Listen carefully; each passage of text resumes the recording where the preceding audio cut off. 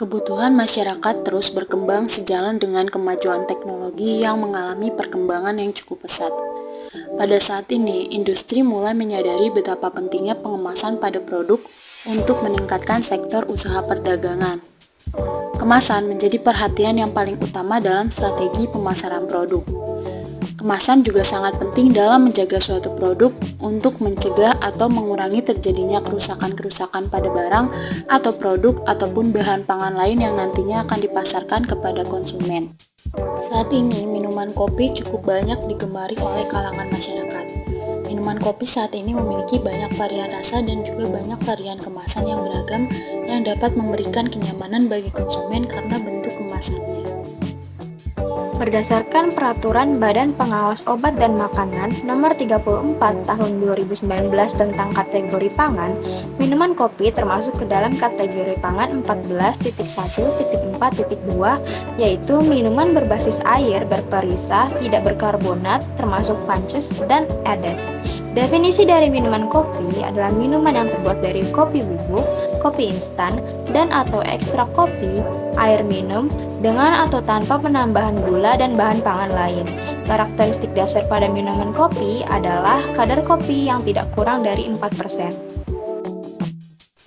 Adapun jenis kemasan yang biasanya dipakai sebagai kemasan pada kopi instan diantaranya yaitu kemasan Tetra Pak, kemasan plastik, dan kemasan kaleng.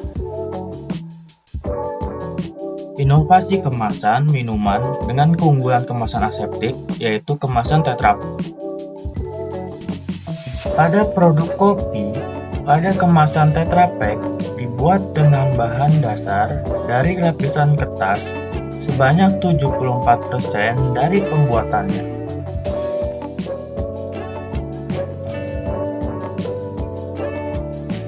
Pembuatan kemasan Tetra Pak yaitu polietilen yang digunakan sebanyak 21%. Polietilen ini memiliki kerapatan dan sifatnya resisten terhadap penyerapan air.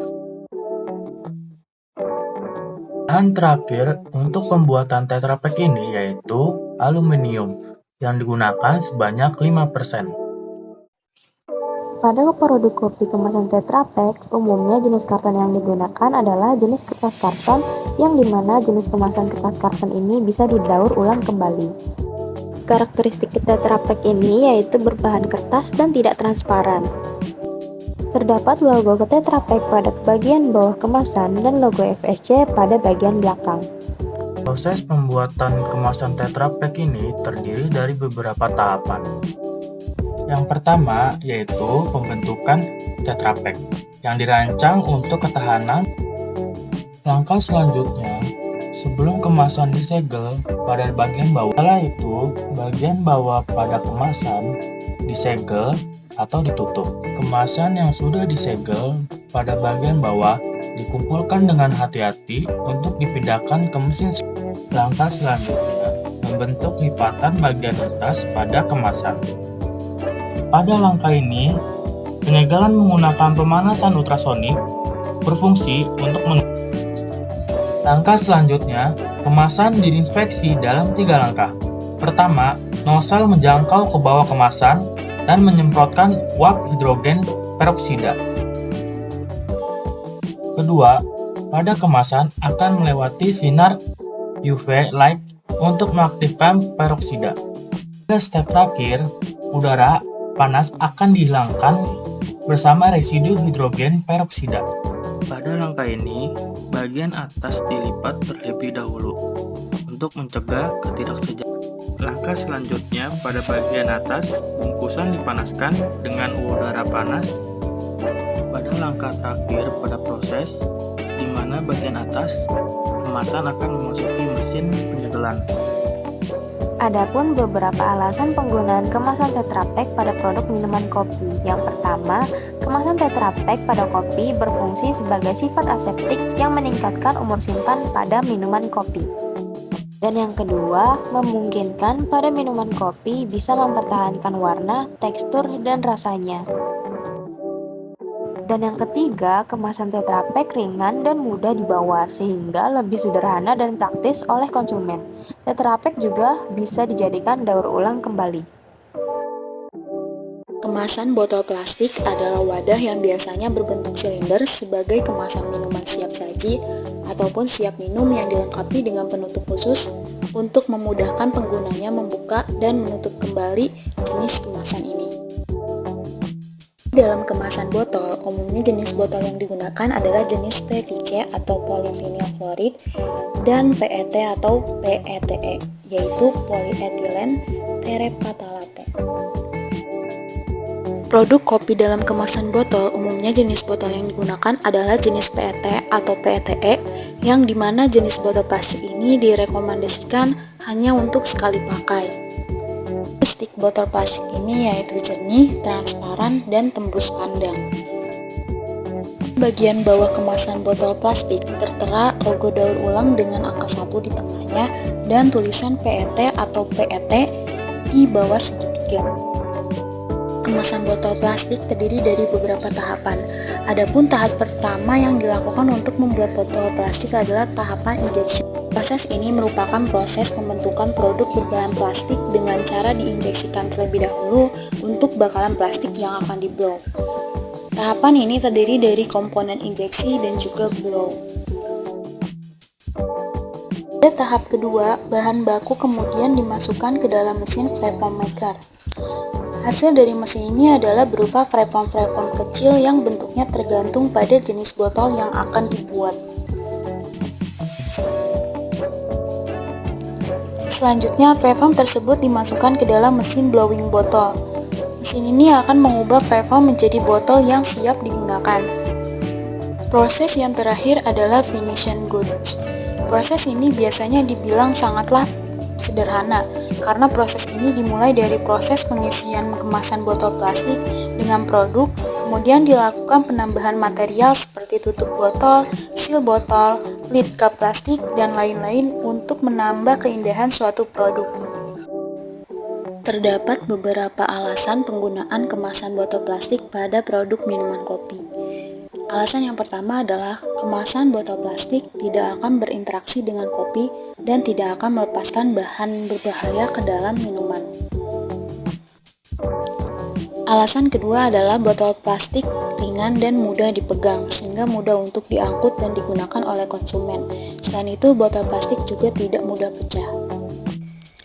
Alasan ketiga adalah botol plastik dapat diubah desainnya dengan mudah, termasuk bentuk, ukuran, dan juga label. Alasan keempat, botol plastik memiliki penutup yang bisa rapat dan tahan air, yang membantu menjaga kopi tetap segar dan mencegah kontaminasi dari lingkungan eksternal. Kemasan kaleng merupakan salah satu jenis kemasan yang umumnya disebut sebagai two-piece can atau PC, di mana pada kemasan ini bagian body plus bottom menyatu dan kemudian ditambahkan bagian atas. Contoh produk yang menggunakan kemasan ini adalah minuman karbonasi dan kopi instan. Kemasan kaleng memiliki beberapa kelebihan, diantaranya adalah mempunyai kekakuan mekanik yang tinggi, barir yang baik terhadap gas, uap air, jas trenik, debu, dan kotoran sehingga cocok untuk kemasan hermetis, tahan terhadap perubahan atau keadaan suhu yang ekstrim, dan mempunyai permukaan ideal untuk dekorasi serta pelabelan. Akan tetapi, kemasan jenis kaleng juga memiliki beberapa kekurangan, yaitu harga bahan baku kemasan yang mahal, proses pembuatan yang cukup sulit, adanya kemungkinan migrasi unsur logam bahan ke dalam produk yang dikemas, dan tidak dapat didaur ulang. Kemasan kaleng termasuk pada kemasan primer. Kemasan kaleng dibuat dari bahan logam tipis yang ditutup rapat sehingga tidak tembus air. Bahan untuk kemasan kaleng terdiri dari baja, aluminium, dan daur ulang kemasan logam. Kemasan baja terdiri dari 3 jenis, yaitu black plate, tin plate, dan tin free steel atau TFS, atau electrolytic chromium atau chromium oxide coated steel. Black plate yaitu lembaran baja tanpa tambahan pelapis logam. Tin plate yaitu lembaran baja dengan lapisan timah murni pada kedua sisinya. Sedangkan TFS yaitu lembaran baja yang dilapisi dengan logam krom atau chrome oxide pada kedua sisinya. Selanjutnya, kemasan kaleng aluminium memiliki sifat lebih ringan dibandingkan dengan baja dengan daya korosif rendah serta mudah untuk dibengkokkan.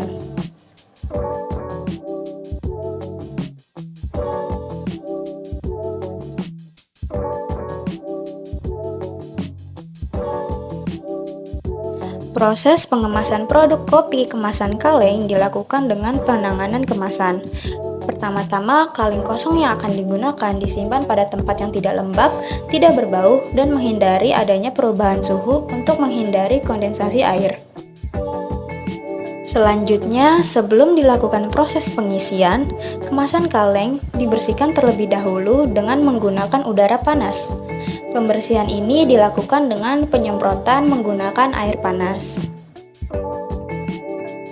Setelah kaleng dipastikan benar-benar bersih, selanjutnya adalah proses pengisian. Proses pengisian harus menghindari adanya gas. Untuk menghindari adanya gas, pengisian dapat dilakukan dengan pengisian dalam kondisi panas atau memanaskan kaleng setelah proses pengisian. Pengisian kaleng dilakukan tidak sampai penuh, namun menyisakan headspace. Setelah proses pengisian, kemudian kaleng dilakukan proses exhausting dengan suhu tinggi dan tekanan yang tinggi. Setelah proses exhausting, produk kaleng ditutup.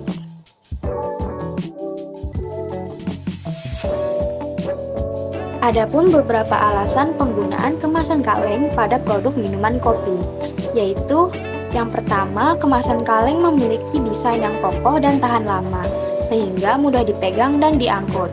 Alasan yang kedua, kemasan yang berkilau dan menarik dapat membantu membangun citra merek yang kuat dan menarik perhatian konsumen. Alasan ketiga, kemasan kaleng memiliki keamanan yang baik terhadap kontaminasi eksternal, seperti serangga atau jamur. Kemudian alasan yang keempat, perlindungan terhadap cahaya dan oksigen.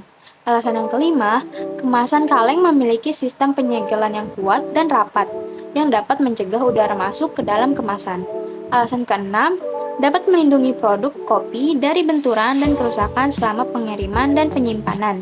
Dan alasan yang ketujuh, kemasan kaleng mampu memperpanjang umur simpan produk kopi.